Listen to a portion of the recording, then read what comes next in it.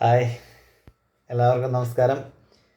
കുറച്ച് നാളായി നമ്മൾ കണ്ടിട്ട്. ഇന്നത്തെ ദിവസത്തിൻ്റെ പ്രത്യേകത നമുക്കെല്ലാവർക്കും അറിയാം. ഇന്ന് ജനുവരി 26 റിപ്പബ്ലിക് ഡേ. അപ്പം എല്ലാവർക്കും റിപ്പബ്ലിക് ഡേയുടെ മംഗളങ്ങൾ നേരുന്നു. നമ്മളുടെ രാജ്യം അഭിമാനത്തോടെ കാണുന്ന ഒരു നിമിഷമാണ് ഇന്ന്. നമുക്ക് നമ്മുടെ സൈനികരെയും രാജ്യത്തിൻ്റെ എല്ലാം ഉയർച്ചയെയും നമുക്ക് കാണാം.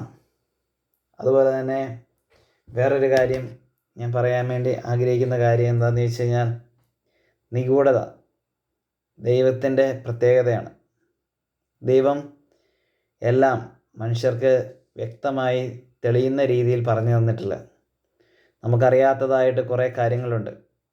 നമ്മൾ ഈ ലോകത്ത് ജീവിക്കുമ്പം ഈ ലോകത്തിൻ്റെ ആൾക്കാരെ നമുക്കറിയാം. എന്നാൽ ഇവിടം വിട്ടു പോകുന്ന നിമിഷം അത് നമ്മുടെ കൈകളിലല്ല.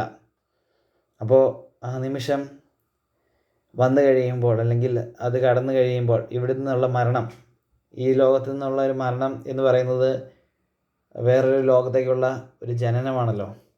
അപ്പോൾ അത് നമ്മൾ കണ്ടു കഴിയുമ്പോൾ, അല്ലെങ്കിൽ ആ മേഖല അതിലൂടെ കടന്നു പോകുമ്പോൾ, നമ്മുടെ ചിന്താഗതിയും നമ്മുടെ എന്താണ് നമുക്ക് നമ്മൾ ചെയ്യേണ്ടതെന്നൊക്കെ ചെയ്തത് എന്താണോ കർമ്മത്തിനനുസരിച്ചുള്ള ഫലം കിട്ടും. അതാണല്ലോ ഓരോ റിലീജിയൻസും പറയുന്നത്. ഹിന്ദു മതത്തിലാണെങ്കിലും ക്രിസ്ത്യൻ മതത്തിലാണെങ്കിലും കർമ്മത്തിനനുസരിച്ചുള്ള പ്രതിഫലമാണ് നമുക്ക് കിട്ടുന്നത്.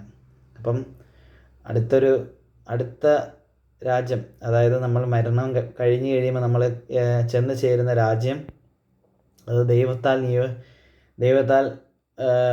നിയോഗിക്കപ്പെട്ടതാണ് നമ്മുടെ കർമ്മത്തിനനുസരിച്ച്. അതുകൊണ്ട് നമുക്ക് ആ കർമ്മത്തിനനുസരിച്ച് നല്ലൊരു സ്ഥലം കിട്ടാനായിട്ട്, സ്വർഗത്തിൽ തന്നെ എത്തിച്ചേരാനായിട്ട്, ദൈവത്തിൻ്റെ ഒപ്പം ചേരുവാനായിട്ട്, ദൈവത്തിൻ്റെ അടുത്ത് നിൽക്കാനായിട്ട്, അത് വല്ലാത്തൊരു അനുഭൂതി തന്നെയാണ്.